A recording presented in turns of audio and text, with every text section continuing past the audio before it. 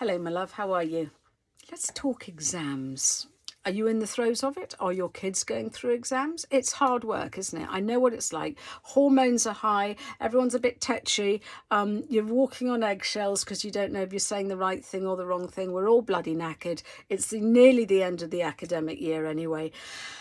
And our kids are just sort of trying to keep it together. And we need to support them with that. But I'll tell you what, I was just speaking to a dad earlier, and I was asking him how the GCSEs were going, and he was like, well, yeah, on the whole, all right. He said, but his son had been sick, he had missed quite a lot of school because of sickness, and then had the anxieties attached to that, so was missing more school. So there was a big sort of chunk of missing information. And so the dad was sort of saying, oh, well, and he's really worried that he's sort of, done really badly. And luckily, this dad was saying all the right things, just you'll be okay.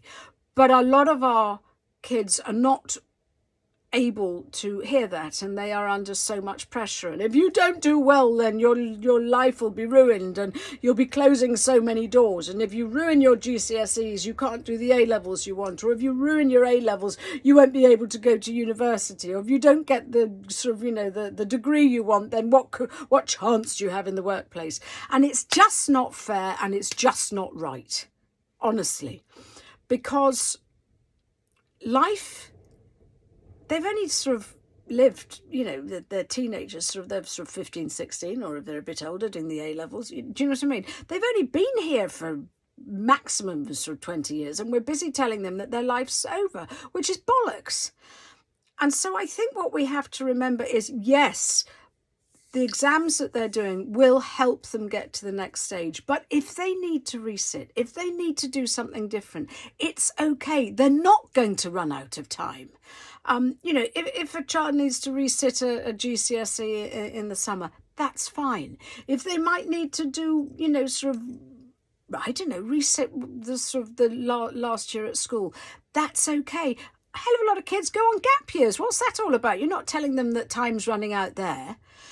Many students, when they are not equipped to go to university, many of them bail because they're under so much pressure. I think our kids are pushed through the sausage mill or the sausage factory of this education system far too quickly. And if they need to slow down, there is absolutely nothing wrong with it. I mean, my kids are now 28 and 30, and each of them has had 3 career changes, and the sky hasn't fallen in. And no one's sort of sitting there going, oh, you're meant to be having a job for life. Do you remember that? We had that, didn't we? Look how that's all changed. So I think the thing is that we need to understand that our kids shouldn't be put under the pressure. They shouldn't be made to feel that they only get one shot at this, because actually it's just not true. And if they take an exam in 6 months' time or 3 months' time or a year's time or retake it, they will be that little bit wiser. They will be that little bit older. They will be that little bit more experienced, and they'll be able to do better, hopefully.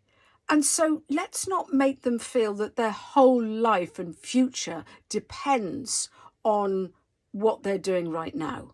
Yes, what they're doing right now will help them get to the next stage, but they don't get one shot or it's do or die. That's not true. And I think we need to help our kids understand, you've been learning this for years, and yes, if you've revised, it's a bonus, it's a necessity sometimes, but you're giving it the best shot that you can, and that's all that we can expect from our kids, without putting them under this inordinate amount of pressure, just to sort of say, oh, well, there's no point. If you do badly, you're on the scrap heap, because it's absolute crap. I did badly at my A levels, and that's fine. And I came out and, I readjust the sales. I didn't resit. I readjusted the sales and went somewhere different. Somewhere where I met my darling husband at Freshers Week. So imagine, I ended up at Bristol. I should have gone to St Andrews. It would have been a very, very different story if I had done something different. And then in my 20s, I was in IT, in the city in London. And then in my 30s, I was a stay-at-home mum. In my 40s, I was a wedding and portrait photographer. In my 50s, I'm doing this. I am helping kids and families, and I'm helping them to understand how to cope with the stresses and strains of life. So it is my job to tell you, do not put your kids under the pressure that they only get one shot at this. As I said, don't be a dick, because it's not fair. And I bet, there are many parents, yes, that, well, I always wanted to be a vet, and I am a vet. Well done you. But I bet you there's a hell of a lot of parents sort of going out there, yeah, well, I had a fairly crooked and sort of, wiggledy windy path to get where I am today. Great. And that's how it should be for many of us. And it's okay. The sky will not fall in if we are doing things that are slightly different to the plan. And many kids don't even have a plan, so don't even get me started on that. That's for another day. It's okay not to know what you're going to be doing 5-10 years in the future. Come on, we don't even know the jobs that have been invented yet. So take the pressure off. If your child doesn't do terribly well in their German written paper, that's fine. They might suddenly realise, great, I want to do Spanish anyway, or I wanted to be a vet, or I want to go and do something different. It's not the end of the world. We have so much availability and choice, and the doors aren't all slammed in their face if someone sort of fails one GCSE paper. So don't make your kids feel as though that's how it is. Stand by them, walk with them, and go, you know what, we've got this. And if you need a plan B, that's absolutely fine. We'll cross that bridge when we come to it. But I've seen that you've done brilliantly. I've seen that you've worked hard, and that's all we can ask. And so let's not make them put their own self-esteem on their achievements, because that's not right. It's our kids. We want our kids to be, you are only as happy as your saddest child. We want our kids to be happy and healthy, and to get, yes, the smoothest path that, well, you see, the thing is, I was going to say the smoothest path that they can have, but actually we don't learn on a smooth path. We learn on the bumpy paths. And so that's where we grow, isn't it? When we get friction, when we get chaos, that's when we learn. And that's what builds us strength. So if there are a couple of bumpy GCSEs, so be it. I tell you what, the earlier our kids fail, the easier it is for them. Because if they have plain sailing all the way along and only sort of, have a big failure, like, as a student or sort of even later, they fall hard.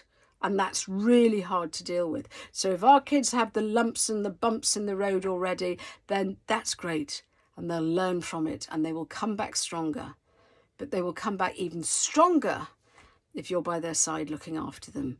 And no judgment, just lots of love and compassion, and maybe loads of pieces of toast and hot chocolates or whatever they need when they're going through the exam period.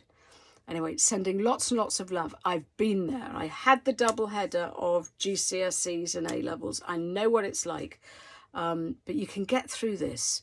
Just acknowledge the effort that they're putting in, rather than, oh, well, if you don't get your A, you're absolutely stuffed. Because it's not fair and it's not right. And we need our kids to be able to feel as though what they are achieving is their best, and they do this with as much ease and as little friction as possible. Sending you much love. Speak soon.